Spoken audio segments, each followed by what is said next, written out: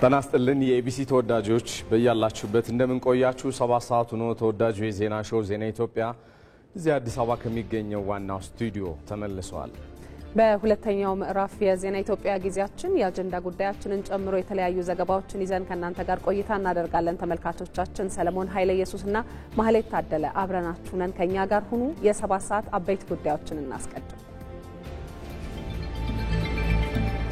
ማረሚያ ቤቶች ታራሚዎችን በስነ ልቦና ብቁ እንዲሆኑ የሁሉንም ተቋማት ድጋፍ ይሻሉ ብለዋል የፌዴራል ማረሚያ ቤት ኮሚሽነር የኑስ ሙሉ።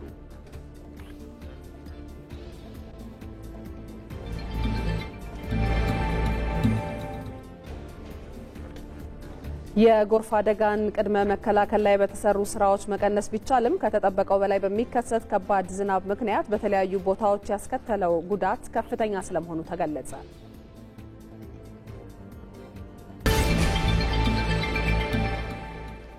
የአሜሪካ መንግስት የዓለም አቀፍ ተማሪዎችን ህጋዊ መብት እንዲያከብር ቻይና ጥሪ ያቀረበች።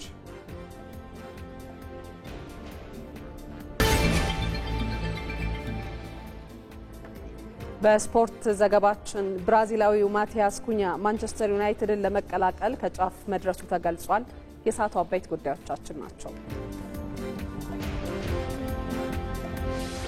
እዚህ ከዋናው ስቱዲዮ በቀጥታ ስርጭት ከምትከታተሏቸው ዘገባዎች በተጓዳኝ ባልደረቦቻችንና እንግዶቻችን በወቅታዊ ጉዳዮች ተጨማሪ ምላሽና ማብራሪያ እየሰጡን ቆይታ የሚያደርጉ ይሆናሉ። 19ኛው የፌዴራልና የክልል ማረሚያ ቤቶች ኮሚሽነሮች የጋራ ጉባኤ እየተካሄደ ይገኛል። የጉባኤው ዋነኛ ሀሳብ በተለይ ማረሚያ ቤቶች ታራሚዎችን አያያዝ ላይ በተመለከተ የተላለፉ ሀሳቦችን ባልደረባችን ሰናይት ብርሃኔ የምታጋራን ይሆናል።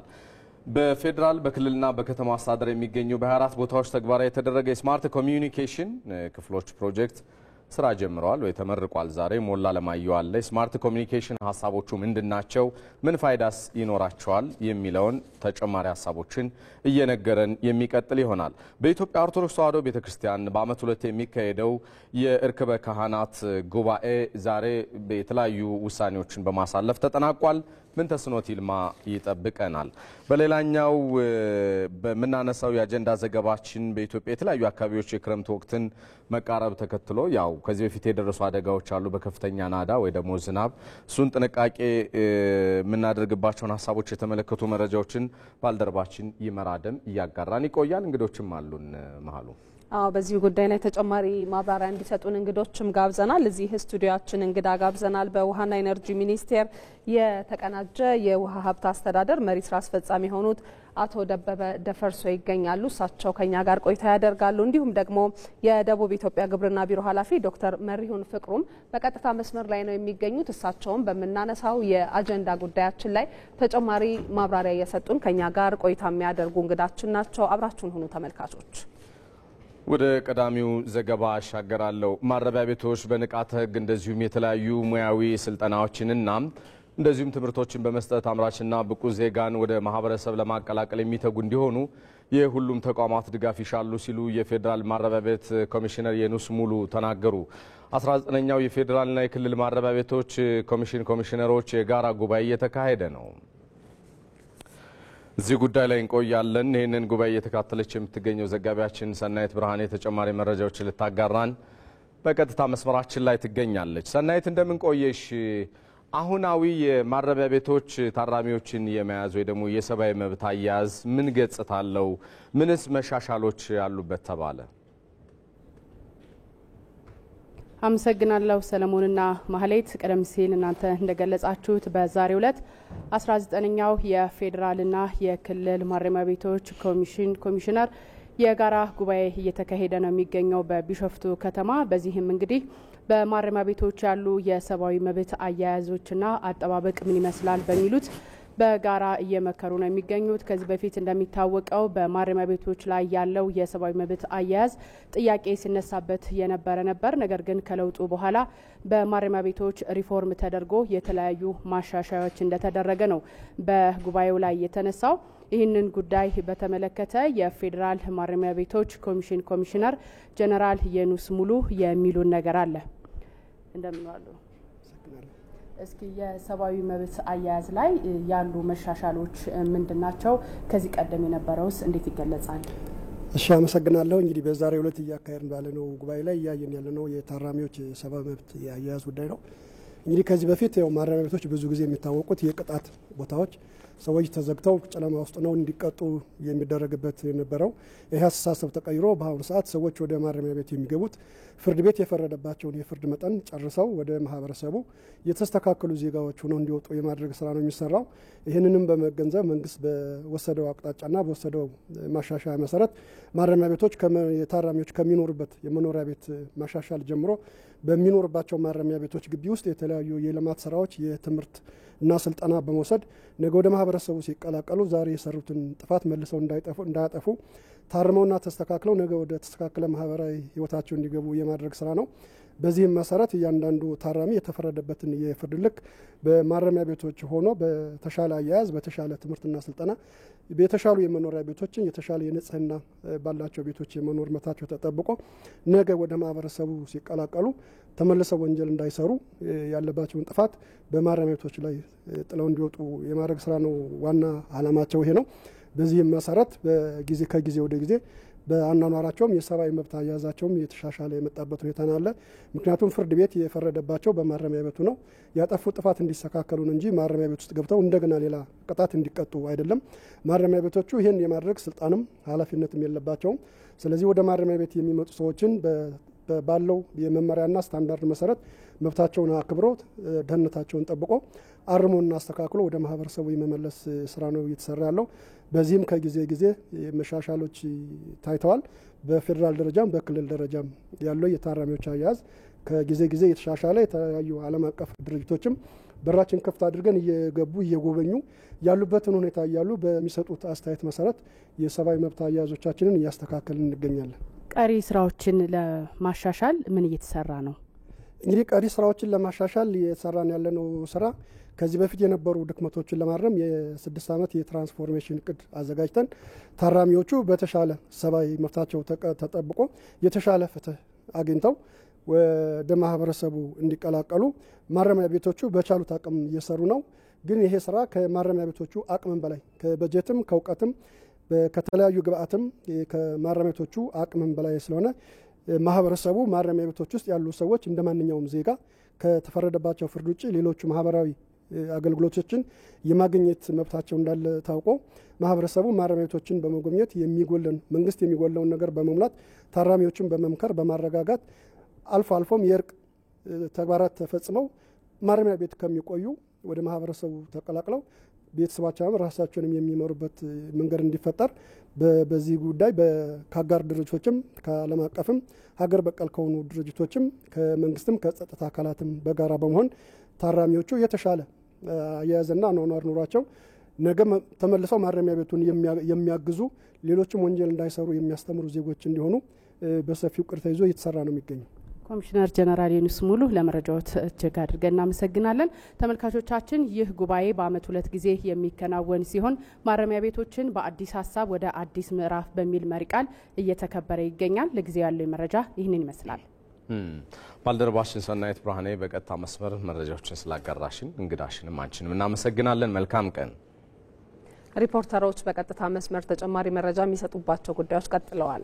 በፌዴራል በክልልና በከተማ አስተዳደር በሚገኙ 24 ቦታዎች ተግባራዊ የተደረገ የስማርት ኮሚኒኬሽን ክፍሎች ፕሮጀክት ተመረቀ። ከዓለም ባንክ በተገኘ የ3.5 ሚሊዮን ዶላር የገንዘብ ድጋፍ የተተገበረ ፕሮጀክት መሆኑን የኢኖቬሽንና ቴክኖሎጂ ሚኒስቴር ገልጿል። ፕሮጀክቱ በተመረጡ 10 የፌዴራል ተቋማት፣ 12 የክልል ፕሬዝደንት ጽህፈት ቤቶችና 2 የከተማ አስተዳደር ከንቲባ ጽህፈት ቤቶች በድምሩ 24 ተቋማት ውስጥ ተግባራዊ ስለመደረጉም ነው የኢኖቬሽንና ቴክኖሎጂ ሚኒስቴር የገለጸው። በህዝብ ተወካዮች ምክር ቤት የሰው ሀብት ስራ ስምሪትና ቴክኖሎጂ ጉዳዮች ቋሚ ኮሚቴ ሰብሳቢ ዶክተር ነገሪ ሌንጮ ስማርት ኮሚኒኬሽን ፕሮጀክቱ ርቀት ሳይገድብ ሀገራዊ ጉዳዮችን በጋራ ለመወያየትና ለመወሰን እንደሚረዳ ተናግረዋል። ይህንኑ ጉዳይ በተመለከተ ተጨማሪ መረጃ ሊሰጠን ሪፖርተራችን ሞላ አለማየሁ በቀጥታ መስመራችን ላይ ነው የሚገኘው። ሞላ እንደምን ቆይተሃል? በድጋሚ ተገናኘን። ይህ የስማርት ኮሚኒኬሽን ክፍሎች ፕሮጀክት አጠቃላይ ያለው ፋይዳ ምንድን ነው? በምረቃው ስነ ስርዓቱ ላይ ደግሞ የተነሱ ሀሳቦችስ ምንድን ናቸው?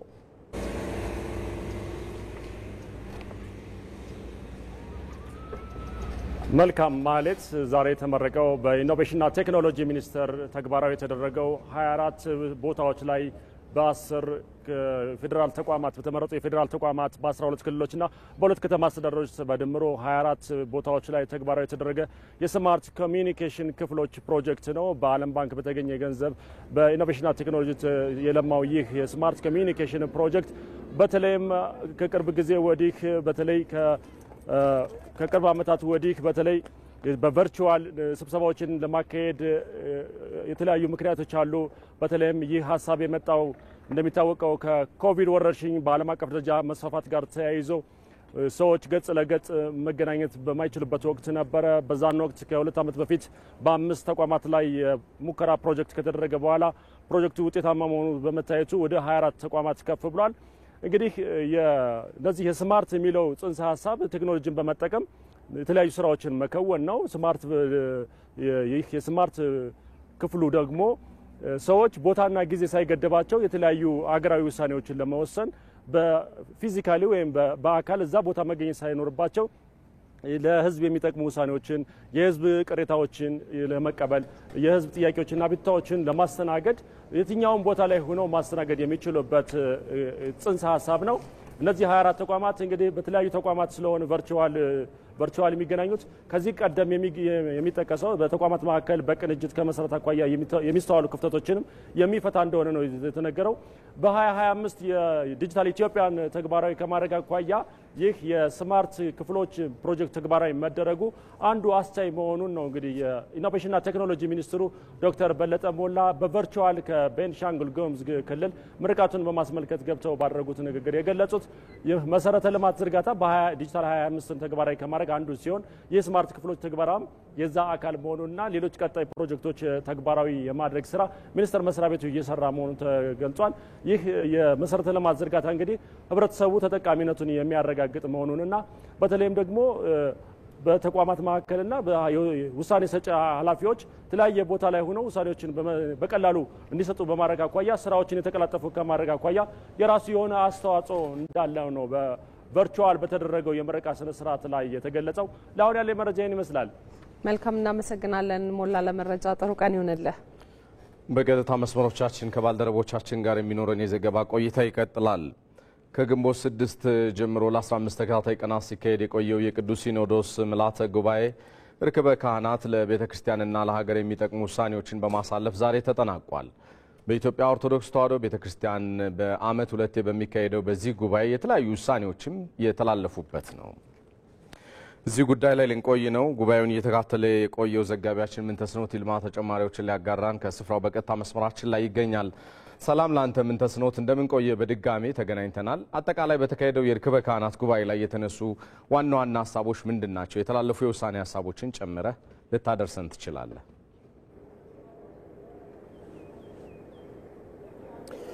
አመሰግናለሁ። እናንተም እንደገለጻችሁት ላለፉት 15 ተከታታይ ቀናት ከግንቦት 6 እስከ 19 ሲካሄድ የቆየው የቅዱስ ሲኖዶስ ምልዓተ ጉባኤ ወይንም ርክበ ካህናት የተለያዩ ለሀገርና ለቤተ ክርስቲያን የሚጠቅሙ ውሳኔዎችን በማሳለፍ ዛሬ መጠናቀቁን የቅዱስ ሲኖዶስ የውሳኔ ሀሳብ እንግዲህ ቅዱስ ሲኖዶስ በውሳኔ ሀሳቡ ገልጿል። የተለያዩ ውሳኔ ሀሳቦች ናቸው በቅዱስ ሲኖዶስ ሲተላለፉ የቆዩት። ላለፉት 15 ቀናት በዝግ ነበር ምልዓተ ጉባኤው ሲከናወን የነበረው። ከነዚህ መካከል እንግዲህ ለሀገር ሰላም ቤተክርስቲያን ስትሰራ እንደቆየች በምህላ በጸሎት ፈጣሪዋን ስትለምን እንደቆየች የቅዱስ ሲኖዶስ መግለጫ ያመላክታል። ከዚህ በተጨማሪ ደግሞ በዚህኛው ምልዓተ ጉባኤ የተለያዩ ሊቃነ ጳጳሳትን በመሰየም የተለያዩ ስልጠናዎችን፣ ውይይቶችን በማድረግ ዘላቂ ሰላም በሀገር ላይ እንዲሰፍን ቤተክርስቲያን የበኩሏን ድርሻ ለመወጣት ቅዱሳን አባቶችን ሰይማ ስራ እንደምትሰራ የቅዱስ ሲኖዶስ የውሳኔ ሀሳብ ያመላክታል። ሌላው እንግዲህ በማህበራዊ ሚዲያ በሀገር ውስጥም ሆነ በውጪ የሚኖሩ የማህበራዊ ሚዲያ ፕሮግራም እየሰሩ የሚያሰራጩ ግለሰቦችንና ቡድኖችን በተመለከተ የቅዱስ ሲኖዶስን ሀሳብ ወይንም የቅድስት ቤተክርስቲያንን ክብር በሚጻረር መልኩ የተለያዩ የተሳሳቱና የተዛቡ መረጃዎችን እያሰራጩ እንደሚገኙ ቅዱስ ሲኖዶስ በመግለጫው አስታውቋል። እነዚህ አካላት በግልም ሆነ በቡድን ተደራጅተው እንደዚህ አይነት የቤተክርስቲያንን ልዕልናና ክብር የማይመጥን ዘገባን የሚያሰራጩ አካላት አካላት ከድርጊታቸው እንዲቆጠቡ ቅዱስ ሲኖዶስ አሳስቧል። ሌላው እንግዲህ ከቅዱስ ሲኖዶስ መግለጫ እንደሚያመላክተው ላለፉት 3 ዓመታት በቅዱስ ሲኖዶስ በተለያዩ የሥራ ኃላፊነት ሲያገለግሉ የነበሩ ብፁዓን አባቶችን የመተካት ስራም ተከናውኗል። በዚህም መሰረት የቅዱስ ሲኖዶስ ዋና ጸሐፊ በመሆን ብፁዕ አቡነ ዲዮስቆሮስ አገልግሎታቸውን እንደሚቀጥሉ እንደዚሁ የቅዱስ ሲኖዶስ መግለጫ ያመላክታል። ብፁዕ አቡነ ሳዊሮስ ደግሞ የጠቅላይ ቤተ ክህነት ስራ አስኪያጅ በመሆን ያገለግላሉ ተብሏል። ብፁዕ አቡነ ሕርያቆስ ደግሞ የአዲስ አበባ ሀገረ ስብከት ሊቀ ጳጳስ ሆነው እንደሚያገለግሉ ቅዱስ ሲኖዶስ ባወጣው መግለጫ አመላክቷል ማለት ነው። ከዛ በተጨማሪ 3 ሊቃነ ጳጳሳትን በተመለከተ ቅዱስ ሲኖዶስ መግለጫ አውጥቷል። 3 ሊቃነ ጳጳሳት የተሳሳተ ትምህርትን አስተምረዋል ተብለው በቅዱስ ሲኖዶስ እንግዲህ ጉዳያቸው ሲታይ ቆይቷል።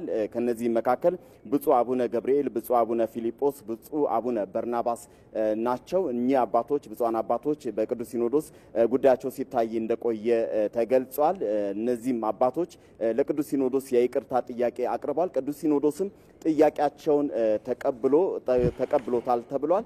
በቤተ ክርስቲያኒቱ ኢኦቲሲ መገናኛ ብዙሃን ቀርበው ለሕዝቡ ትክክለኛውን ትምህርት እንዲያስተምሩና ከዚህ በኋላ የሚሰጧቸውን መግለጫዎችም ሆነ ትምህርቶች ላይ ጥንቃቄ እንዲያደርጉ ቅዱስ ሲኖዶስ ማሳሰቢያ ሰጥቷል ማለት ነው። በአጠቃላይ እነዚህንና ሌሎች የውሳኔ ሀሳቦችን ቅዱስ ሲኖዶስ ምልዓተ ጉባኤ ወይንም በርክበ ካህናቱ አስታውቋል ማለት ነው። ላለፉት 15 ቀናት ከግንቦት 6 ጀምሮ እስከ 19 ሲካሄድ በነበረው የቅዱስ ሲኖዶስ ምልዓተ ጉባኤ እነዚህንና ሌሎች ውሳኔዎችን በማሳለፍ ዛሬ ተጠናቀዋል።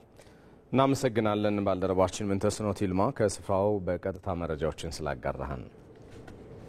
ዜና ኢትዮጵያን እየተከታተላችሁ ትገኛላችሁ ተመልካቾቻችን። ከአፍታ ቆይታ በኋላ ደግሞ ከ1979 ጀምሮ በበጎ ፈቃድ የህብረት ጂምናስቲክ የትርኢት ስልጠና በመስጠት ላይ የሚገኙ ግለሰብን የተመለከተ ዝግጅት ይኖረናል። ጠብቁን።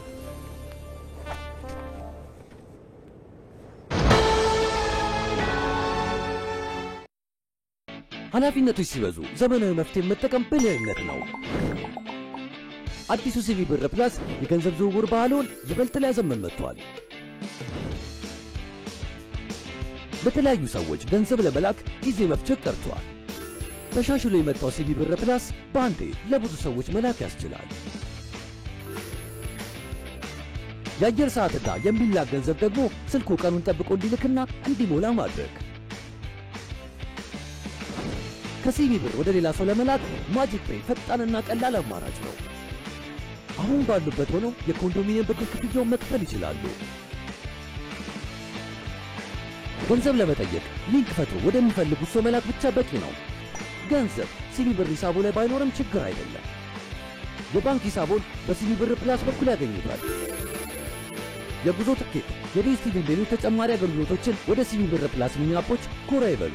መተግበሪያው ከአፕ ስቶር ወይም ከፕሌይ ስቶር በማውረድ ባሉበት ሆነው መመዝገብ ይችላሉ። ሲቢ ብር ባሉበት ሁሉ አለ። የኢትዮጵያ ንግድ ባንክ ሁሌም የሚተማመኑበት ባንክ።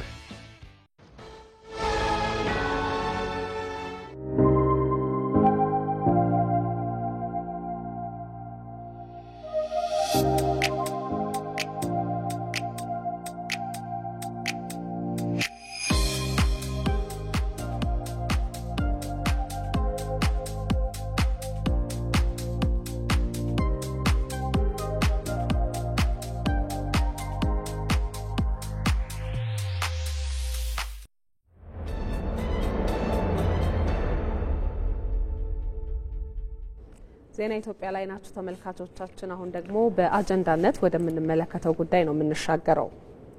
በኢትዮጵያ ተደጋጋሚ ጎርፍ ከሚያጠቃቸው አካባቢዎች አንዱ የአፋር ክልል ነው። ለመሆኑ ዘንድሮ በክልሉ ጎርፍን ለመከላከል እየተሰራ ያለው ስራ በምን ደረጃ ላይ ይገኛል?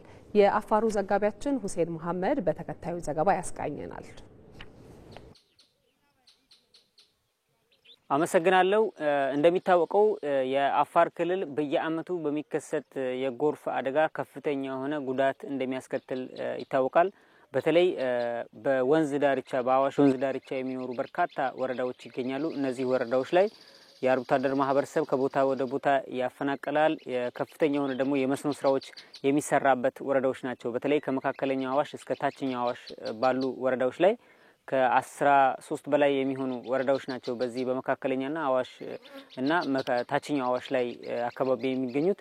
እነዚህ ወረዳዎች በተደጋጋሚ በየአመቱ በሚከሰት የጎርፍ አደጋ ከፍተኛ የሆነ ጉዳት ያስከትላል ማለት ነው። ይህንን ታሳቢ ማድረግ ባለፈው አመት አስቀድሞ በተሰራ የጎርፍ መከላከል ስራዎች ከፍተኛ የሆነ የግብርና ምርቶችን ማዳን መቻል ተችሏል። በተለይ በመካከለኛው አዋሽ ሐሩካ፣ አሚበራ፣ ገላዓሉን እና ዱለቻ አካባቢዎች ላይ በተሰሩ የቅድመ ጎርፍ መከላከል ስራዎች በርካታ የሆኑ የግብርና ምርቶችን ማዳን መቻሉን እንግዲህ ይታወቃል ከዚህ በፊትም በተሰሩ ስራዎች። አሁንም ደግሞ በታችኛው አዋሽ አይሳይታን፣ አፋምቦ አካባቢዎች ላይ ከዚህ በፊት ጎርፉ አደጋ ሲከሰት ውሃዎች መንገዳቸውን በመሳት የተገለበጡባቸው አካባቢዎች ነበሩ። አይሳይታ መግቢያ ላይ ዋናውን አስፋልት ተዘግቶ ነበር፣ ለብዙ ጊዜያት ተዘግቶ ተቋርጦ ነበር። በሌላ አቋራጭ መንገዶች ሲጠቀሙ ነበር። በዛ አካባቢ የነበሩ ጋሊፋጌ የሚባሉ ቀበሌዎች ላይ የነበሩ ማህበረሰቦች ወደ ሌላ ቦታ ሁሉ ተፈናቅለው ነበር። ይህ መንገድ ስራም በሰፊ ተሰርቷል። ከአፋምቦ አይሳይታ መካከል 35 ኪሎ ሜትር የሚደርስ የመንገድ ዳር የጎርፍ መከላከል ስራዎች በስፋት ተሰርቷል። አሁን ላይም በዚህ አመት ደግሞ ጎርፍ መከላከል ስራ አስቀድሞ ከመከላከል አኳያ ሰፊ ስራዎች ለመስራት ዝግጅቶች መጠናቀቃቸውን ነው የተገለጸው። በተለይ ከአሚበራ፣ አዋሽ ፈንታሌ፣ ገላዓሉን ጨምሮ በታችኛው አዋሽ ደግሞ ዱብቲን፣ አይሳይታንና አፋምቦ ድረስ ሁሉም ወረዳዎች ላይ አሁን ባለው ጊዜ ከትላንት ጀምሮ ማሽነሪዎች እየገቡ የጎርፍ መከላከል አስቀድሞ ጎርፍ መከላከል ስራዎች በስፋት መጀመራቸውን ነው የተገለጸው። እንቀጥላለን። ባልደረባችን ሁሴንን እናመሰግናለን። እዚህ ጉዳይ ላይ ስንቆይ ተጨማሪ ምላሽና ማብራሪያ እንዲሰጡን እንግዶችን ጋብዘናል። በውሃና ኢነርጂ ሚኒስቴር የተቀናጀ የውሃ ሀብት አስተዳደር መሪ ስራ አስፈጻሚ ደበበ ደፈርሶ እዚህ ስቱዲዮአችን አሉ። ከወላይታ ሶዶ ስቱዲዮአችን ደግሞ የደቡብ ኢትዮጵያ ክልል የግብርና ቢሮ ኃላፊ ዶክተር መሪሁን ፍቅሩ በቀጥታ መስመራችን ከደቂቃዎች በኋላ የሚቀላቀሉን ይሆናል። እንግዶቻችን አብዝተን ነው የምናመሰግነው። ትጠብቁናላችሁ። ከዛ አስቀድሞ ባልደረባችን ይመራ ደምን እናገኘዋለን። በኢትዮጵያ በተለያዩ አካባቢዎች የክረምት ወቅትን ተከትሎ የጎርፍ አደጋዎች ሲከሰቱ ይስተዋላል። ቅድመ መከላከል ላይ በተሰሩ ስራዎች የጎርፍ አደጋን መቀነስ ቢቻልም ከተጠበቀው በላይ በሚከሰት ከባድ ዝናብ ሳቢያ አሁንም በተለያዩ የሀገራችን አካባቢዎች ጉዳት ሲደርስ ይስተዋላል። እዚህ ጉዳይ ላይ ስንቆይ ዘጋቢያችን ይመራ ደም ተጨማሪ መረጃ ሊያጋራን በቀጥታ መስመራችን ላይ ይገኛል። ሰላም ላንተ ይመር፣ እንደምን ቆይህ? በተለያዩ አካባቢዎች ያጋጠሙ የጎርፍ አደጋዎች ያደረሱት ጉዳት መገለጫዎቹ ምንድናቸው? እስኪ ንገረን። አመሰግናለሁ ሰለሞን። እንግዲህ ያው ጎርፍ በተለያዩ ሀገሪቱ አካባቢዎች አንዱ የዜጎች ስጋት ነው። ይህም ለአብነት ብናነሳ በቅርቡ እንኳ ተከስቶ ያየነው ወደ ደቡብ ኢትዮጵያ ቀጠና ብናመራ የኦሞ ወንዝን መነሻ ማድረግ እንችላለን። በዛ አካባቢ በዳሰነችና ኛንጋቱን በሚባሉ አካባቢዎች ላይ ተደጋጋሚ የሆነ የጎርፍ አደጋ የሚከሰትበት ነው። በዚያም እንግዲህ ነዋሪዎችን ያው አርብቶ አደረም እንደመሆናቸው መጠን ከቦታ ቦታ ተንቀሳቅሰው ህይወታቸውን የሚገፉ ናቸው። በዛ ከፍተኛ የሆነ የህይወታቸውን ለመምራት ስጋት የሆነባቸው ደግሞ የሚያደርሰውም ጉዳት በዛው ልክ ከፍ ያለበት ነው። የኦሞ ወንዝ ብቻ ሳይሆን እንግዲህ ኦሞ ከሀገር የሚወጣ በኬንያ በኩል ቱርካን ሐይቅ የሚገባ ነው። ቱርካን ሐይቅ በመሙላቱ ምክንያት ወደ ኋላ እየተመለሰ ነው እንግዲህ እነዚህን አካባቢዎች ላይ ጉዳት የሚያደርሰው። ከዛ ደግሞ መለስ ብለን በቅርቡም እንዲሁ የተከሰተው በስልጤ ዞን ላይ በምስራቅ ስልጤ ወረዳ እና ሌሎች እዛ ወረዳ አካባቢ ላይ እንዲሁ በተከሰተው ጎርፍ አደጋ ወደ 1000 የሚሆኑ ቤቶች በጎርፉ ተውጠው እንደነበር እንዲሁም ደግሞ ወደ 1200 የሚሆን ሄክታር መሬት ላይ እንዲሁ የደረሰ የበቆሎ ስንዴና ሌሎች የፓፓዬ ምርቶችም ጉዳት የደረሰባቸው እንደነበሩ እናስታውሳለን። በዛው ላይ እንግዲህ ወደ 6000 የሚሆኑ ዜጎችም በዛው በጎርፍ አደጋ ችግር ገጥሟቸው ወደ ተለያዩ አካባቢዎችም እንዲሁ እንዲንቀሳቀሱ ወይም ደግሞ እንዲፈናቀሉ ያስገደደ ጉዳይ ነበረ። ከዛ ደግሞ ባሻገር መለስ ብለንስና እንዲሁ ጋምቤላ ክልልንም ስንቃኘው ጋምቤላ ምናልባትም የክልሉን ዋና ከተማ መሀል ለመሀል አቋርጦ የሚሄደው የባሮ አኮቦ ወንዝ አለ። እሱም በየአመቱ የሞላ ብዙ ዜጎችን ጉዳት የሚያደርስ ነው። እዚያ አካባቢ በመኖሪያ አካባቢዎችም እንዲሁም ደግሞ የጤና ተቋማትንም የትምህርት ተቋማትንም ጭምር ሳይቀር ጉዳት የሚያደርስ አንዱ ቀጠና ነው የባሮ አኮቦ ወይም ደግሞ ጋምቤላ ክልል የሚገኘው ማለት ነው። ከዛ ባሻገር ደግሞ ቅድም ቀደም ሲል ሪፖርተራችን እንዳደረሰን የአዋሽ ወንዝ ወይም ደግሞ በአፋር ክልል ያለው አካባቢ ነው። እንግዲህ አዋሽ ብቸኛው ከሀገር የሚያወጣው ወንዛችን ነው እንላለን። ነገር ግን አዋሽ በርካታ ጥቅም አለው እንደ ሀገር በመስኖም እንዲሁም ደግሞ በዛ አካባቢ ላለው አርብቶ አደርም በኢንቨስትመንትም ብዙ ጥቅም እየሰጠ ያለው ወንዝ ነው። ነገር ግን በየአመቱ ደግሞ በሚጥለው ከባድ ዝናብ ሳቢያ ወንዙ ሞልቶ እዚህ አካባቢም የሚደርስ ምርትም ይሁን የሚደርስ ሰብልንም ይሁን እንዲሁም ደግሞ ነዋሪዎችንም እንዲሁ ለችግር የሚያጋልጥና ከፍተኛ የሆነ ጉዳትን የሚያስከትል ነው። ያው እነዚህም እነዚህን አይነት ጉዳቶች ለመቀነስ በተለያዩ የቅድመ መከላከል ስራዎች ይሰራሉ። ነገር ግን ደግሞ ከሚጠበቀው በላይ በየዓመቱ ዝናብ ወይም ደግሞ ከበድ ያለ ዝናብም ስለሚያጋጥም ይህንን ከዚህ አቅም በላይ ሆኖም ነው ጉዳቱ ሲከሰት የምናስተውለው። ሰለሞን ባልደረባችን ይመራደም ሰፋ ላለው መረጃ አብዝቼ ነው የማመሰግነው። መልካም ቀን ይሁንልህ። ይህን ጉዳይ እንቆይበታለን። መሀሉ ይሄ ነገር ሉላዊ ነው ወይ ደግሞ ዓለም አቀፋዊ ነው፣ በሌሎችም የዓለም ሀገራት የሚደርስ ነው በእርግጥም። ነገር ግን መከላከሉ ላይ ልንበረታባቸው የሚገቡ ጉዳዮች አደጋውን እንድንቀንሰው እድል ይሰጠናል። ያሽው ተያያዥ ሀዛይ መረጃ ይኖራል ብዬ አስባለሁ። አዎ በተለይ ደግሞ አሁን አንተም ስታነሳ የዓለም አቀፍ ጉዳዮችን ጨምሮ በኢትዮጵያም ያለው የጎርፍ አደጋን በተወሰነ መልኩ ለመቃኘት እንሞክራለን። የኢትዮጵያ ሜትሮሎጂ ኢንስቲትዩት በቅርቡ አንድ ፎረም አካሂዶ ነበር። በተለይ ደግሞ በክረምት ወቅት የሚኖረው የዝናብ ስርጭት ምን ይመስላል በተለያዩ የኢትዮጵያ አካባቢዎች በሚለው ጉዳይ ላይ የፎረም አዘጋጅቶ የሚመለከታቸውን አካላት ጋብዞ ውይይት አድርጎበት ነበረ። በዚህ ደግሞ አብዛኞቹ የኢትዮጵያ ክፍሎች በመጪው የክረምት ወቅት መደበኛ፣ ብዙዎቹ ደግሞ ከመደበኛም ከፍ ያለ የዝናብ ስርጭት እንደሚኖራቸው አሳውቆ ነበር። ይህንን መሰረት በማድረግ የተወሰነ መረጃ እንመለከታለን። ከዓለም አቀፍ የጎርፍ አደጋዎች ስንነሳ ባለፉት ዓመታት በተለይ ደግሞ ከ1990 በፈረንጆቹ እስከ 2022 ባሉት ዓመታት የደረሱ የጎርፍ አደጋዎችና ያስከተሏቸው ችግሮች ምን ይመስላሉ የሚለውን ስናነሳ ወደ 4713 የሚጠጉ የጎርፍ አደጋዎች በተለያዩ የዓለም ክፍሎች ላይ ተከስተዋል። በእነዚህ የጎርፍ አደጋዎች ምክንያት ደግሞ 3.2 ቢሊዮን የሚሆን የዓለም ሕዝብ ለተለያዩ ጉዳቶች ተጋልጧል። አንዳንዶች ከመኖሪያቸው ተፈናቅለዋል፣ ሀብት ንብረት አጥተዋል፣ የተለያዩ ጉዳቶች ደርሰውባቸዋል። 218 ሺህ የሚሆኑ የዓለም ዜጎች ደግሞ ህይወታቸውን አጥተዋል በጎርፍ ምክንያት። 1.3 ትሪሊዮን የሚሆን ትሪሊዮን ዶላር የሚሆን የኢኮኖሚ ውድመትም እንዲሁ በዓለም ላይ ተከስቷል። ይህ ሁሉ የሆነው ታዲያ በጎርፍ ምክንያት በደረሱ አደጋዎች ነው። ከዚህ ባሻገር ደግሞ ወደ ኢትዮጵያ ስንመጣ የተለያዩ አደጋዎች ባለፉት ዓመታት ሲከሰቱ እንደነበረ እናስታውሳለን። ቀደም ሲል ባልደረባዬ ይመራደም በዋናነት ጎርፍ የሚከሰትባቸውን አካባቢዎች ለይቶ ሲያስቃኘን ነበር። አፋር፣ ጋምቤላ እንዲሁ ዳሰነች አካባቢ ያለውን ሲያስመለክተን ነበረ። ለጎርፍ አደጋ ግን በጣም አጋላጭ የሆኑ ተፋሰሶች የትኞቹ ናቸው የሚለውን ስናነሳ የአዋሽ ተፋሰስ አለ። ቀደም ሲል የአፋርን ስናነሳ የነበረው ከአዋሽ የሚነሳ ውሃ እንደነበረ ስንመለከት ነበር።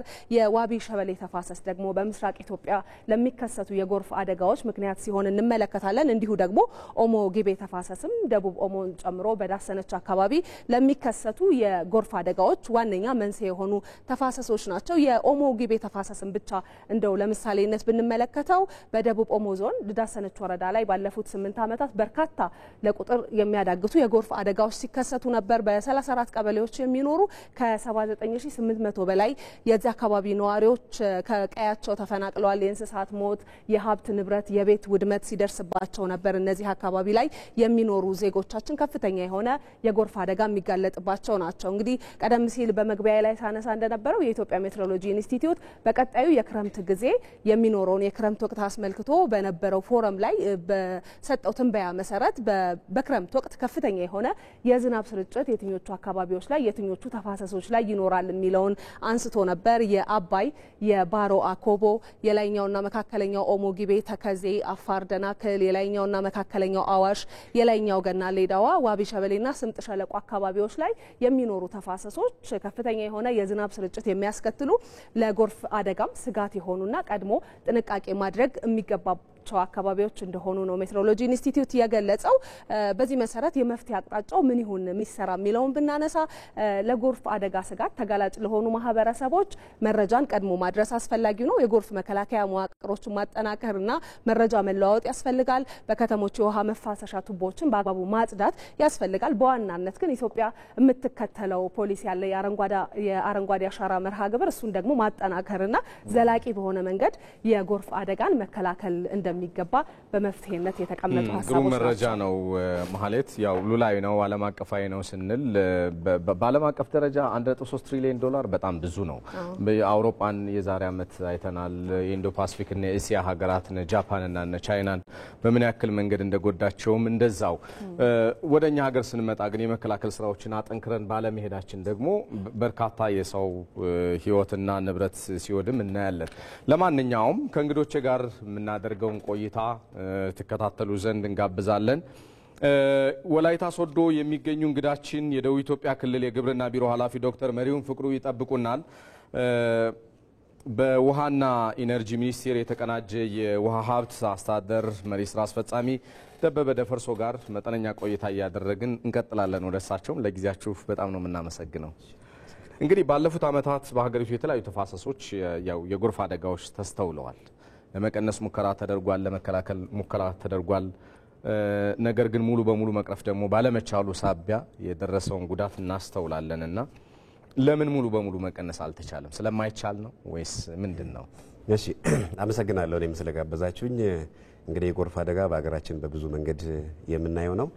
መቀነስ አይቻልም ከሚለው አንነሳም። በነገራችን ላይ ጎርፍን እንደ ስጋት ያየነው ስለምንንቀሳቀስ ነው እንጂ ጎርፍ ራሱን የቻለ ትልቅ ድል ብሌሲንግ ብለን የምንጠራው መሆኑን በዚህ ጎን ለጎን ማሰብ ያስፈልጋል። ስለዚህ ይህን በተመለከተ ምናልባት ሀገራችን ካያችሁ በጣም አጭር የሆነ የዝናብ ወቅት ነው ያለው፣ ረዘም ያለ የደረቅ ወቅት ነው ያለው። እነዚህ ወቅቶች ወዲያው ሲፈራረቁ በሁለት ወር ልዩነት ውስጥ ጎርፍ የነበረው ቦታ ወደ ድርቅ ይቀየራል። ስለዚህ ያንን ጎርፍ በመያዝ ወደ ትልቅ እድል መቀየር የሚቻልበትም ሁኔታ መኖር አለበት ብለን ከዛ ነው መነሳት ያለብን ብለን እናስባለን። ከዚህ ጋር ተያይዞ አይቀነስም ሳይሆን ትልቁ መነሻው ነገር ሀገራችን ዝናብ ነው የምታገኘው። ከዝናብ የምታገኘውን ሀብት ነው የምትጠቀመው። እንግዲህ ይሄን ዝናብ ከፍተኛ ከመሆኑ የተነሳ ላይ ከ980 ቢሊዮን ሜትር ኪዩብ በላይ ታገኛለች በሚል ግምት ነው ያለው። በዛ ያህል ግን ያንን ወይም ግማሹን እንኳን መያዝ የሚችል መዋቅር የለንም፣ አወቃቀር የለንም። ላይ ለምሳሌ ግድቦች ያስፈልጋሉ። ኢቭን ከምንም በላይ ደግሞ ወደ አፈር ውስጥ አስርጎ ውሃን መያዝ ያስፈልጋልና ከዚህ አንጻር ብዙ ስራዎች መሰራት አለባቸው ማለት ነው። በዚህ አግባብ መያዝ ይቻላል፣ መቀነስ ይቻላል ብለን እናስባለን። ከምንም በላይ ግን የመረጃው ስርዓት ነው በጣም ኢምፖርታንት የሚሆነው። ስለዚህ ትልቁ ተግዳሮት ነው ብለን የምናስበው ጎርፍ ከተከሰተ በኋላ የሚያመጣው ጉዳት ቅድም በቁጥርም እንዳያችሁት ከመከሰቱ በፊት ከሚወጣው ኦልሞስት ከ7 ከ8 እጥፍ በላይ ነው የሚሆነው በብዙ ጥናቶችም ስናይ ማለት። ስለዚህ እርሊ የምናደርገው መከላከል በጣም አስፈላጊ ነው ብለን እናስባለን። ትልቁ ግን ዋናው የዝናብ መጠናችን ያንን ዝናብ ደግሞ ወደ ጎርፍ ሲቀየር የመያዝ አቅማችን ውስን በመሆኑ የአካባቢ እንግዲህ ኢትዮጵያ እንደምታያት ያው እንግዲህ ማማ የምትባልበት አንዱ ምክንያት የመሬት አቀማመጧ ሁኔታ ስለሆነ ከዛ ጋር ተያይዞ ውሃን በቀላሉ መቋጠር አይቻልም። ስለዚህ ከተራራ ቦታዎች ተነስቶ ወደ ዝቅተኛ ቦታዎች በጣም በፍጥነት ይሄዳል። ስለዚህ እነዚህን ታሳቢ ማድረግ ያስፈልጋል። አሁን ከቅርብ ጊዜ ወዲህ ደግሞ የምናያቸው የውሃ ውቅሮቻችን፣ ግድቦች፣ ሌሎች ሌኮች ደግሞ ሀይቆች በዚህ በደለል የመሞላት እድል ስላላቸው የመያዝ አቅማቸው በየጊዜው ይቀንሳል። እነዚህ በዋናነት እና ስትራቴጂካሊ መሰራት አለባቸው ብለን የሚያዙ ችግሮች ናቸው። ወደ እርስዎ እንመለሳለን አቶ ደበበ። በቀጥታ መስመር ደግሞ እንግዳ አሉን። የደቡብ ኢትዮጵያ ክልል የግብርና ቢሮ ኃላፊ ዶክተር መሪሁን ፍቅሩ እንግዳችን ናቸው። ከሳቸው ጋር የተወሰነ ቆይታ እናደርጋለን። በደቡብ ኢትዮጵያ ክልል ደረጃ ግብርና ቢሮ የጎርፍ የአካባቢ ጥበቃና የአደጋ ስጋት ስራዎችን በበላይነት የሚመራ አካል ነው። የሌሎች የዘርፉ ተቋማትም ተጠሪነታቸው ለዚሁ ቢሮ ነው። ከሰሞኑ ይህን ተግባር ለጎርፍ ተጋላጭ በሆኑ አካባቢዎች ጭምር ቢሮ በመምራትም ሲሰራ ቆይቷል። እንግዳችን በቀጥታ መስመር ላይ ስለተገኙልን እጅግ አድርገን እናመሰግናለን። እንግዲህ አካባቢው የእርስዎ የሚገኙበት አካባቢ ክረምት በመጣ ቁጥር ጎርፍ ተደጋጋሚ የሆነ ጉዳት የሚደርስበት አካባቢ ከመሆኑ አንጻር ለዘላቂ መፍትሄነት ምን እየተሰራ ነው የሚለውን ጉዳይ እናንሳ። አመሰግናለሁ እድሉን ስለሰጣችሁኝ። የደቡብ ኢትዮጵያ ክልል እንደሚታወቀው በርካታ አርሶ አደር አርብቶ አደር ያለበት የተለያየ የአየር ሁኔታ ያለበት ነውና ከዚህ ጋር ተያይዞ እንደዚሁ በክረምት ወቅት ላይ በብዙ ቦታዎች ላይ የጎርፍ የናዳ የመሬት መንሸራተት ችግሮች ያጋጥሙታል። ስለዚህ በዚህ ላይ ለመከላከል እየተሰራ ያለው በዋናነት በርካታ ስራ እየሰራን ያለ ነው። አስቀድመን በበጋው ወቅት ላይ ውሃ በሚሄድበት መንገድ ኮርሱን ጠብቆ እንዲፈስ የማድረግ ስራዎችን አጠናክረን እየሰራን ነው የቆየ ነው። ተጨማሪም ደግሞ የተፈጥሮ መንገዱን ጠብቆ እንዲሄድ ብቻ ሳይሆን ውሃን ለመሰብሰብ አመቺ በሆነ መንገድ የአፈርና ውሃ ጥበቃ ስራዎችን እየሰራን ነው የቆየ ነውና እነዚህንና ተደማሪ የሚሆኑ ስራዎችን እየሰራን በመቆየታችን ነው አይ ቲንክ እስካሁን ድረስ ችግሮችን ለመቅረፍ እየቻል ነው። ከዚህ ባለፈ በዋናነት ከዚህ በፊት የተከሰቱ አደጋዎችንና የተፈጠሩ አደጋዎችን እንደዚሁ ለመከላከል እየተሰራ ያለው ስራ በጣም ጥሩ ደረጃ ላይ ነው ያለው። ከዚህ በፊት አደጋ የደረሰባቸው አካባቢዎች ላይ በጎፋም በወላይታም በኮንሶም በተፈጥሮም አደጋ ይሁን በግጭትም መሰረት አደጋ የደረሰባቸው ሰዎችን መልሶ ማደራጀት ስራዎች እየተሰሩ ነው የሚገኙት። ጎፋ ላይም እንደዚሁ ከዚህ በፊት 2016 ላይ በርከት ያለ ሰው ወደ 2268 አባላት ያሉት ቤተሰቦች ተፈናቅለዋል። እነዚህን መልሶ ለማደራጀት 458 መኖሪያ ቤት ተሰርቶ ጠቅለል ያለ የማህበረሰብ አገልግሎት የሚሰጡ ተቋማትንም ገንብተን ወደ ተሻለ ቦታ መልሶ ማደራጀትና ኑሯቸውን እንዲያሻሽሉ እንደዚሁ በግብዓት በማቅረብ ድጋፍ እያደረግን ነው የምናገኘው። እንመለሳለን። ዶክተር ይጠብቁናል። አቶ ደበበ ከሶ ጋር እንቀጥላለን። ቀደም ሲል ያነሱት የስነ ተግባቦት ችግሮች እንዳሉ ሆነው ሙሉ በሙሉ ወይ ደግሞ በመላእት የጎርፍ አደጋውን እንዳንከላከል ካስቻለን የዘንድሮ የክረምት ወቅት እንግዲህ ታሳቢ ያደረገ ያው ክረምቱም እየገባ ስለሆነ ማለት ነውና የቅድመ መከላከል ስራዎች በምን መንገድ ነው እየተሰሩ ያሉት? ከዚህ በፊት የነበሩ አደጋዎችን ለመቅረፍ ወይ ደግሞ ሊከሰቱ ቢችሉ እንኳን ለመከላከል ማለት ነው። እንግዲህ በዋናነት ቅድም በሪፖርት ላይ እንደቀረበው ከሜትሮሎጂ ጋር የተነሳው ምን ያህል ዝናብ አለ የሚለው ነገር በጣም መሰረታዊ ነው። ከዚህ በመነሳት የሚሰሩ ስራዎች ይኖራሉ ብለን እናስባለን። አንደኛውና ጥሩ ብለን የምንወስደው እሱ ነው። ከዛ ባሻገር ግን አምና ከሰራናቸው ወይም ከዚህ ከሰራናቸው የቅድመ ጎርፍ መከላከል ስራዎች ውስጥ የትኞቹ ውጤታማ ነበሩ፣ የትኞቹ ደግሞ ውጤታማ አልነበሩም ወይ ደግሞ መሻሻል አለባቸው የሚለውን ቀደም ብለን ወደ ጥቅምት ዳር አካባቢ የዝናብ መጠኑ ሲቀንስ እንደዛ አይነት ክትትል ይደረግና ያን ክትትል መሰረት ባደረገ መንገድ ለባለድርሻ አካላት ምን አይነት ሚና መወጣት አለብን የሚለውን ድርሻችንን እንከፋፈላለን ማለት ነው። ሁሉም ቦታ ላይ መድረስ ለሚኒስቴር መስሪያ ቤታችንም አክቹአሊ እንደ ሀገርም እጅግ በጣም ከባድ ነው። ስለዚህ የባለድርሻ አካላትን ተሳትፎ የሚጠይቅም በመሆኑ ይሄንን አናውንስ በማድረግ ቅድመ ጥንቃቄ እንዲደረግ የሚደረገው የመጀመሪያው ቀጥሎ ያለው ነው ብለን እንወስዳለን። ከዛ ባሻገር እንግዲህ የጎርፍ መከላከል ፕሮጀክት አለ፣ ሀገር አቀፍ ጎርፍ መከላከል ፕሮጀክት። በዛ ፕሮጀክት መታቀፍ ያለባቸውንና ትልልቅ በተለይ ስትራቴጂካሊ ፍለድን ጎርፍን መከላከል በሚያስችል መንገድ የሚሰሩ ስራዎችን በጥናት የመለየትና ከዛ ውስጥ የተመረጡትን በተለይ የቅድም በመረጃ የተሰጠንን የአዋሽ የኦሞና ሪፍት ቫሊ ላይ ያሉትን ከዚህ ከሌኮች ጋር የተያዙትንም ጎርፎች መከላከል የሚያስችል ኢንቨስትመንትን ጭምር የያዘ ስራ እንዲሰራ ይደረጋል ማለት ነው። በዚህ አግባብ እንከታተላለን። ከዛ ባሻገር ቀደም ሲል ከምናደርገው የተሻለ ብለን የምንወስዳቸው ሁለት ጉዳዮች አሉ። አንደኛው እነዚህ ጎርፍ ያስከስታሉ ብለን የምናስባቸው ቦታዎች ላይ በካሜራ የታገዘ የሰርቪለንስ ስራዎች ይሰራሉ። ወደ 8 ቦታዎች ላይ እነዚህ አይነት የሰርቪለንስ ስራዎችን ካምናው በተሻለ ለመስራት ጥረት እያደረግን ነው። እሱን እናደርጋለን። አንድ ደግሞ አምና በቴስቲንግ በሙከራ ደረጃ ያለ አንድ ሞዴል አለ፣ ፎርካስቲንግ ሞዴል። ቀደም ሲል በ10 ቀን ከዛ በኋላ በ3 ቀን ያህል ምን አይነት ውሃ ሊከሰት ይችላል በሚል 20 ቦታዎች ላይ ሀገራችን ላይ በተመረጡ 20 ቦታዎች ላይ ይሄንን የቅድመ መከላከል ስራ ማገዝ የሚችል የመረጃ ስርዓት እንዲሁ ጎን ለጎን እየሰራን ያለ ነው ማለት ነው። አቶ ደበበ ምናልባት ከቅድመ መከላከል ተብለው ከሚነገሩ ስራዎች መካከል አንደኛው በዚህ በተለይተው የመጡ ቦታዎች ተፋሰሶች አሉ፣ የጎርፍ አደጋ ሊያስከትሉ ይችላሉ ተብለው የተለዩ ከነዛ አካባቢዎች ላይ ነዋሪዎችን ማንሳት አንደኛው ነው። ይሄንን ስራ ደግሞ የምትሰሩት ከብሔራዊ አደጋ ስጋትና ስራ አመራር ጋር እንደሆነ ይታወቃልና በዚህ ረገድስ ዜጎችን ከመጎዳታቸው በፊት ቀድሞ አንስቶ የሆነ ቦታ ላይ ለማቆየት የሚደረገው ጥረትና አደጋን ለመቀነስ ያለው ሁኔታ ምንድነው የሚመስለው? እንግዲህ እንደተባለው በነገራችን ላይ በዚህ በመረጃ ስርዓት ላይ የሜትሮሎጂ ተቋም የአደጋ መከላከልና ሚኒስቴር መስሪያ ቤታችን በጋራ የምንሰራበት አነስ ያለች ፕላትፎርም አለች። እንግዲህ በጋራ ነው የሚሰራው። ያ ማለት ምንድነው? ከሜትሮሎጂ ያሉት መረጃዎች ይመጡና ወደ ጎርፍ ሲቀየሩ ያለው ሞዴል ይሰራል።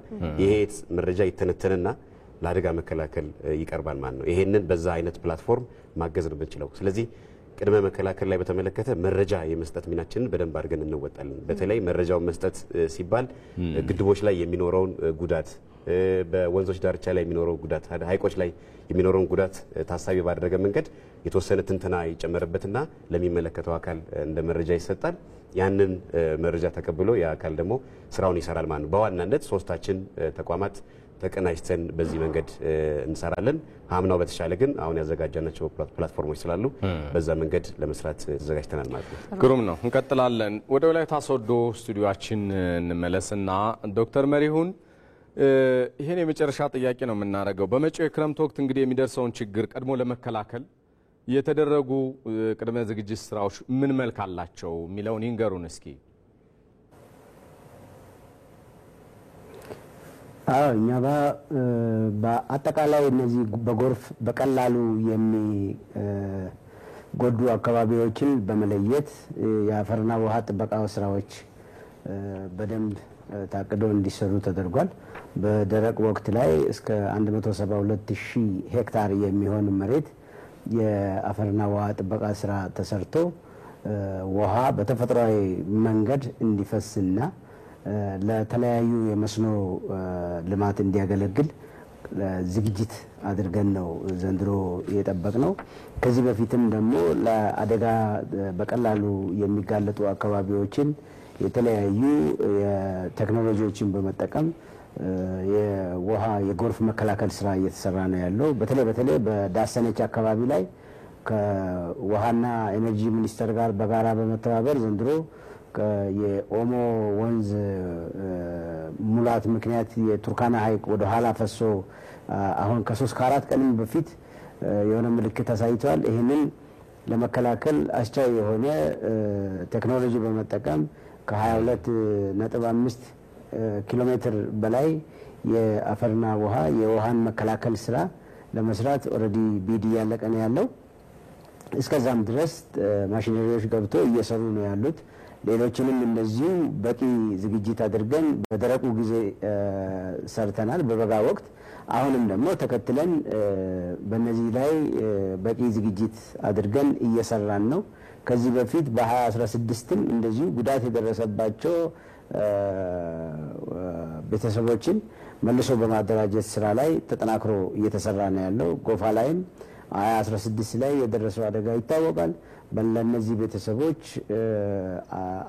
መኖር የሚያስችል ቦታ ላይ እንዲሰፍሩ በማድረግ መልሰን በማደራጀት በቂ የመኖሪያ ቤት ከ458 በላይ ገንብተን ወደ ቤታቸው እንዲገቡ ተደርጓል። ወላይታ ላይም እንደዚሁ ከውኮሻ የሚባል ቦታ ላይ በአምና 2016 ላይ በናዳ የተፈናቀሉትን 800 የሚሆን አባወራ በ3 ቦታ ላይ አበላ አባያ የሚባል ቦታ ላይ 300 ቤቶች ተገንብቶ ሆቢቻ የሚባለው ላይ እንደዚሁም 300 እዛው ከኪንዶ ኮሻ የሚባል ላይ 200 በአጠቃላይ 800 አባወራዎች ሰፍሮ ኑሯቸውን ላይቭሊሁዳቸውን በትክክል የሚመሩበትን አጋጣሚ ፈጥረን ሌሎች ላይም ጋርዱላ ላይም እንደዚሁ 50 የሚሆን አባወራ 2016 ላይ የተፈናቀለውን በመልሶ ማደራጀት ወደ ስራ አስገብተን ወደ ኑሯቸው እንዲመለሱና ቤታቸው እንዲገነባ አድርገናል።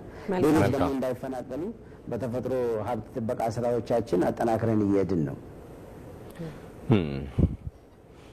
እናመሰግናለን። እንግዳችን ከወላይታ ሶዶ ስቱዲዮአችን በደቡብ ኢትዮጵያ ክልል የግብርና ቢሮ ኃላፊ ዶክተር መሪሁን ፍቅሩ በቀጥታ መስመር ለሰጡን መረጃ እጅግ አድርገን እናመሰግናለን። እዚህ ስቱዲዮ ደግሞ በውሃና ኢነርጂ ሚኒስቴር የተቀናጀ የውሃ ሀብት አስተዳደር መሪ ስራ አስፈጻሚ አቶ ደበበ ደፈርሶ ስለመጡ ስለሰጡን መረጃ እናመሰግናለን። መልካም ቀን።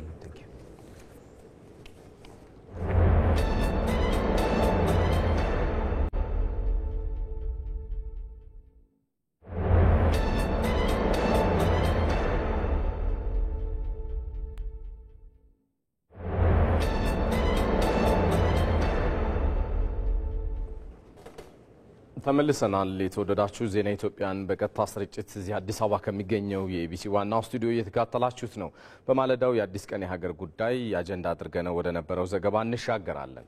የሰው ሰራሽ አስተውሎት ቴክኖሎጂ በግብርናው ዘርፍ በስፋት በመጠቀም ከፍተኛ ውጤት ማግኘት እንደሚቻል ተገለጸ። ቴክኖሎጂውን በፋይናንስ ዘርፍ መጠቀም እንደሚገባ ተመላክቷል። ዘጋቢያችን ተስፋዬ ለሜሳ ዝርዝሩን ተመልክቶታል። በኢትዮጵያ ከግብርና እስከ ትምህርት ህይወትን ለመለወጥ እንዲሁም የልማት ውጤቶችን ለማሻሻል የሰው ሰራሽ አስተውሎት ቴክኖሎጂ ወይም ኤአይ ጥቅም ላይ እየዋለ ይገኛል። የሰው ሰራሽ አስተውሎት ቴክኖሎጂ በተለይ በትምህርቱ ዘርፍ በስፋት ጥቅም ላይ ውሎ ውጤት እያስገኘ እንደሚገኝም ተገልጿል። ለመማር ማስተማር ለምሳሌ ለርኒንግ ማኔጅመንት ሲስተማችንን በኤአይ ሰፖርት እንዲያደርግ አድርገናል። አድሚኒስትሬቲቭ የሃየር ኤዱኬሽን ማኔጅመንት ኢንፎርሜሽን ሲስተማችን ኤአይ ሰፖርት አድርጎ ፕሬዲክቲቭ አናሊሲስ እንዲሰጠን ዳታ ከሰበሰበ ኤአይ ያው እነዚህ ላርጅ ላንጉጅ ሞዴሎች የሚሰሩት በዳታ ነው። ብዙ ዳታ ስላለን አሁን ከዩኒቨርሲቲዎች የምንሰበስባቸውን ዳታ ፕሬዲክሽን ይሰጠናል። የትምህርት ጥራትን ለማስጠበቅ የአስተዳደር ስራውን ለማሳለጥ እና የምርምር ነገሮችን ለማሳለጥ ብዙ እየሰራንባቸው እየተጠቀምንባቸው ነው በእኛ ሳይት። በቀጣይም በከፍተኛ ትምህርት ተቋማት የሰው ሰራሽ አስተውሎት ቴክኖሎጂ በስፋት ጥቅም ላይ እንዲውል እየተሰራ እንደሚገኝም ነው የትምህርት ሚኒስቴር ያስታወቀው። ለመምህሩን ያግዘዋል። ሌሰን ፕላን በማውጣት ይችላል፣ ስኬጁል በማድረግ ተማሪዎችን ሪአሬንጅ በማድረግ ኢቭን ለራሱ ሪፈር በማድረግ በዩኒቨርሲቲ ውስጥ አብዛኛው ሁሉም መምህራኖች ዲጂታሊ ሊትሬት ሆነው አሁን ለ34000 መምህራን ከአሪዞና ስቴት ዩኒቨርሲቲ ጋር በመተባበር ሃየር ኤዱኬሽን ጀምረን ወደ ጀነራል ኤዱኬሽን እንሄዳለን። ስጋት የሚሆነው ምንድነው? መምህሩ ራሱን ካላበቃ አሁን እኛ ኮንቲኒየስሊ እንዳልኩሽ ማንዳቶሪ ሁላ ለማድረግ ጋይድላይን እያወጣን ነው። አሁን ተማሪዎች በጣም አዌር መሆን አለባቸው። መምህሮቹ በጣም አዌር እያደረግን ነው። እኛም አዌርነስ እየፈጠርን ነው። ኮፒ የሚደረጉ ነገሮች ስትሪክትሊ ከዚህ በፊትም ያለ ነገር ነው። ኮፒ ከተደረገ አውቶማቲካሊ ዲስሚስ ይደረጋል። ዲግሪ ሁላ ሊነጠቅ ይችላል። በአዲስ ቀን የሀገር ጉዳይ ላይ ማብራሪያ የሰጡት የሰው ሰራሽ አስተውሎት ቴክኖሎጂ ከፍተኛ ባለሙያዎች ቴክኖሎጂው በኢትዮጵያ በሚፈለገው መጠን ጥቅም ላይ እንዲውል ለማድረግ መስራት እንደሚገባ ተናግረዋል። ምናልባት ኢትዮጵያ ህዝቧ በግብርና የሚተዳደር አይነት ህዝብ ስለሆነ ያለው ምናልባትም በግብርናው ላይ በሰፊው ብንጠቀምበት በጣም ጠቃሚ የሆነ ሳይንስ ነው። ምክንያቱም ብዙ ጊዜ እንደ ስጋት የሚነሳል። አሁን ጆብ ሪፕሌስመንት ይላሉ። አርቲፊሻል ኢንተለጀንስ ስራውን ተክቶ እንዲሰራ አይደለም በኢትዮጵያ ደረጃ ማድረግ ያለብን።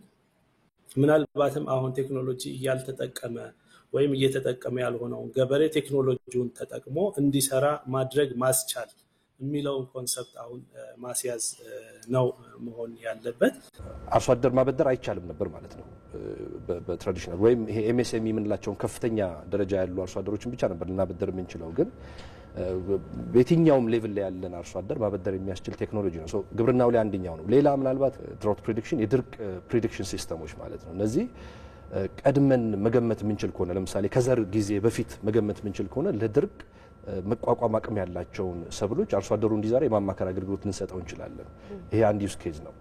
የሶይል ፈርቲሊቲ ኢንዴክስ ምንለው አለ። ለምሳሌ የመሬት የለምነት ሁኔታውን የሚገልጹ መረጃዎች አሉ።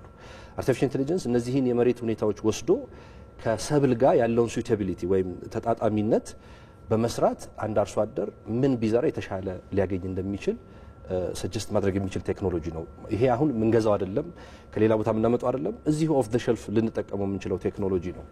ኢትዮጵያ እንደ አውሮፓውያኑ አቆጣጠር በ2030 በአፍሪካ የሰው ሰራሽ አስተውሎት ቴክኖሎጂ ማዕከል ለመሆን አቅዳ እየሰራች ትገኛለች። እንቀጥላለን ተመልካቾቻችን። አሁን ደግሞ ቀደም ሲል ጠብቆን ወዳልናችሁ ዘገባ ነው የምንሻገረው።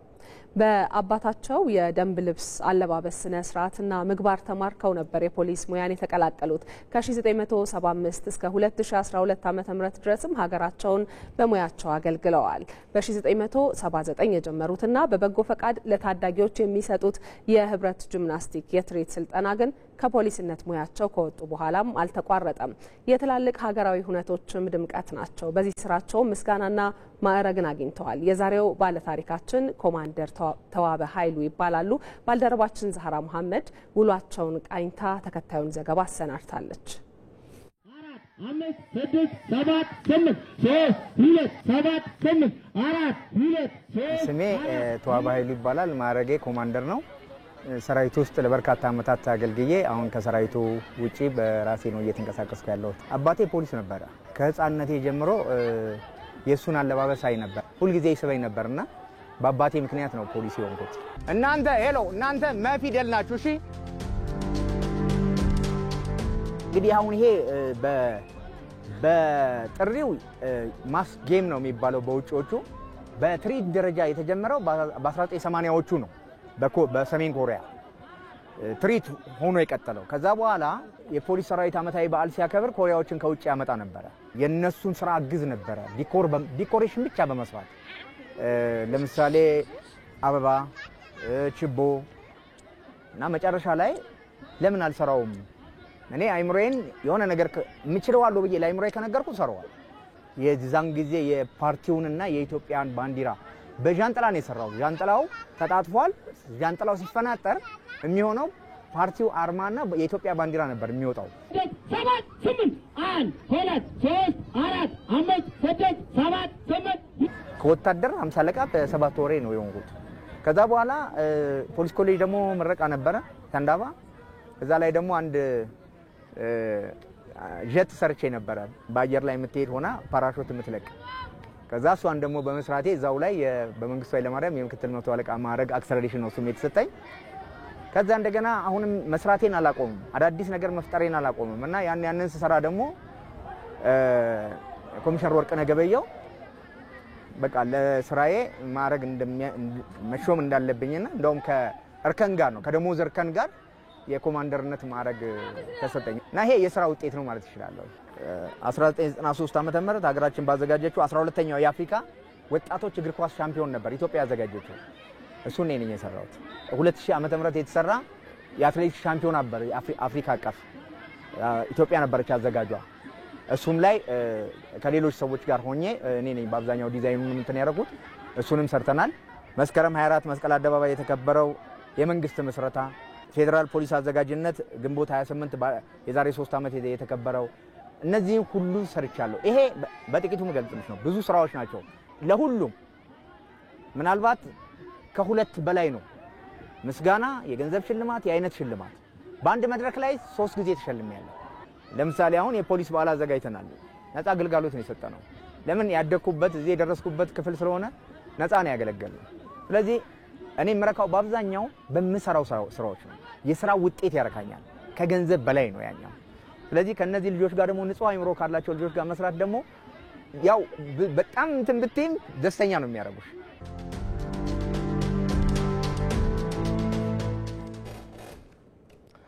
ተመልሰናል። የተወደዳችሁ ዜና በቀጥታ እየተላለፈላችሁ የሚገኘው ከኢትዮጵያ ቴሌቪዥን ዋናው ስቱዲዮ ነው። ከውጭ የመረጥነውን ጉዳይ እናገራችሁ። የአሜሪካ መንግስት የዓለም አቀፍ ተማሪዎችን ህጋዊ መብት እንዲያከብር ቻይና ጥሪ ያቀረበች። በቀለ ተመስገን በጉዳዩ ዙሪያ ተከታዩን ይዟል። የአሜሪካው ፕሬዝዳንት ዶናልድ ትራምፕ የአሜሪካ ኤምባሲዎች ለዓለም አቀፍ ተማሪዎች አዲስ የተማሪ ቪዛ ቀጠሮ መስጠት እንዲያቆሙ ትዕዛዝ አስተላልፈዋል። በአሜሪካ ለመማር የሚያመለክቱ ተማሪዎች የማህበራዊ ሚዲያ መረጃ በጥልቀት ለመፈተሽ በማሰብ ነው መመሪያው የተላለፈው ብለዋል። የተፈረመው መመሪያ ለሁሉም የአሜሪካ ኤምባሲዎችና ቆንጽላዎች መላኩን ነው የሀገሪቱ የውጭ ጉዳይ ሚኒስትር ማርኮ ሩቢዮ ያስታወቁት። የትራምፕ አስተዳደር መመሪያው የተላለፈው የሀገርን ደህንነት ለመጠበቅና ሽብርተኝነትን ለመከላከል ነው ሲልም ገልጿል። በሌላ በኩል የዓለም አቀፉ መምህራን ማህበር ዋና ስራ አስፈጻሚ ፋንታ አው ዓለም አቀፍ ተማሪዎች ስጋት አይደሉም ሲሉ ውሳኔውን ተችተውታል። እንደ ኤንኤቢሲ ኒውስ ዘገባ ዋና ስራ አስፈጻሚው አክለውም መመሪያው ተማሪዎች ወደ አሜሪካ እንዳይመጡ ተስፋ ሊያስቆርጥና በዩኒቨርሲቲዎች ላይ የገንዘብ ተጽዕኖ ሊያሳድር እንደሚችልም አሳስበዋል። እንደ አጃንስ ፍራንስ ፕሬስ ዘገባ የቻይና ውጭ ጉዳይ ሚኒስትር ቃል አቀባይ ማኦ ኒንግ የቻይና ተማሪዎችን ጨምሮ የዓለም አቀፍ ተማሪዎች መብት መከበር እንዳለበትም አሳስባለች። የውጭ ምንዛሬና የዓለም አቀፍ ግብይት መረጃን ደግሞ ከተከታዩ ጥንቅር እንከታተላለን።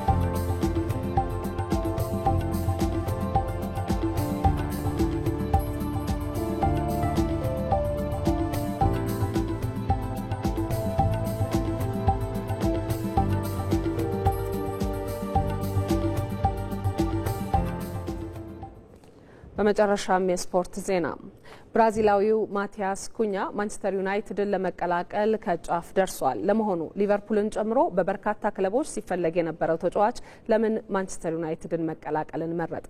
ዮሴፍ ሹምዬ በዝርዝር ተመልክቶታል።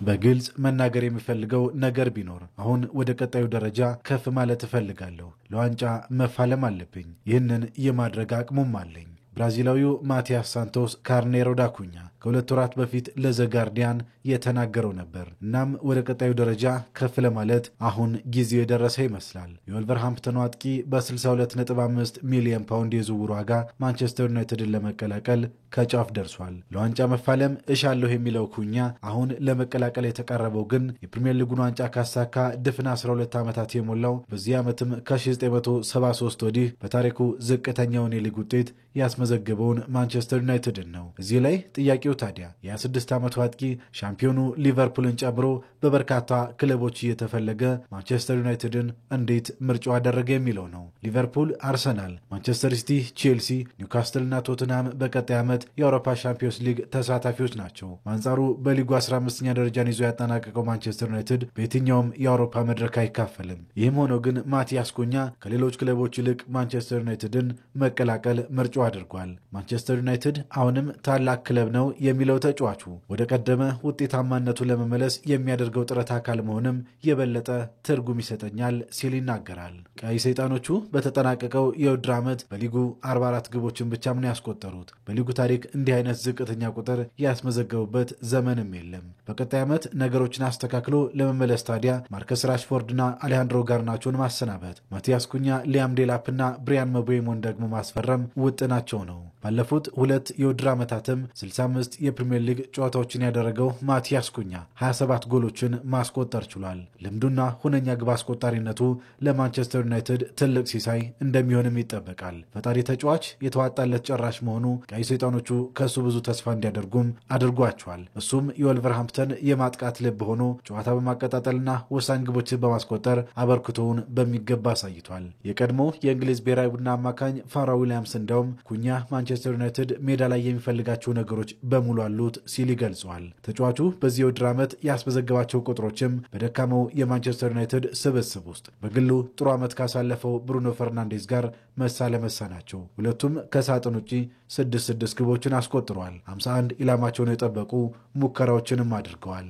ከዚህ አንጻር የማቲያስ ኩኛን ዝውውር ማሳካት በቀጣይ ዓመት የተሻለ ሆኖ ለመቅረብ ለሚያለመው ማንቸስተር ዩናይትድ ወሳኝ እርምጃ ነው። በሌላ በኩል ተጫዋቹ ሜዳ ላይ ግልፍተኛ ነው። ይህ ጸባዩም እንደ ሊቨርፑል ያሉ ክለቦች በዝውውሩ ረዥም ርቀት ገፍተው እንዳይመጡ አድርጓቸዋል የሚል ነጥብም ይነሳል። ወልቨርሃምፕተን ከበርንማውዝ ባደረጉት ጨዋታ የተመለከተው ቀይ ካርድም ለዚህ አብነት ሆኖ ይጠቀሳል። የቀድሞ የእንግሊዝ ብሔራዊ ቡድን ተጫዋች ፋራ ዊሊያምስም ይህንን ሀሳብ ይጋራዋል። በአንጻሩ ከብላክበርን ጋር የፕሪሚየር ሊጉን ዋንጫ ያሸነፈው ክሪስ ሰተን በዚህ በፍጹም አይስማማም። ተጫዋቾች ላይ አንድ ትንሽ እንከን ስለተመለከትን ብቻ ለትልልቆቹ ክለቦች አይመጡንም የምንል ከሆነ ዋይን ሩኒ ማንቸስተር ዩናይትድን መቀላቀል አልነበረበትም ሲልም ማሳያ ይጠቅሳል። በእርግጥም ተጫዋቹ በፕሮፌሽናልነት የጨዋታ ዘመኑ አንድ ቀይ ካርድና 13 ቢጫ ካርዶችን ብቻ የተመለከተ እንደመሆኑ የሜዳ ላይ ባህሪው ትልቅ ስጋት የሚሆን አይመስልም። በተጫዋቹ የዝውውር ጉዳይ ላይ ከወልቨርሃምፕተን ጋር ከስምምነት የደረሰውና 62.5 ሚሊዮን ፓውንድ ለመክፈል የቆረጠው ማንቸስተር ዩናይትድ ከተጫዋቹ ጋር የግል ጉዳዮችን ጨርሶ ባጠረ ጊዜ ዝውውሩን እንደሚያጠናቅቅም ተገልጿል። እንግዲህ የተወደዳችሁ እኩለ ቀን 6 ሰዓት ጀምሮ እስከ 50 ሰዓት ድረስ በቀጥታ ስርጭት ተከታተሉት የነበረው ተወዳጁ የዜና ሾው ዜና ኢትዮጵያ ይህንን ይመስል ነበረ። የዛሬውን ዜና ኢትዮጵያ ሰለሞን ኃይለ ኢየሱስና ማህሌት ታደለ ከመላው የስቱዲዮ ባለሙያዎች ጋር በመሆን እየመራን ከእናንተ ጋር ቆይታ አድርገናል። ከኛ ጋር ስለነበራችሁ እናመሰግናለን። ሰላም ዋሉ።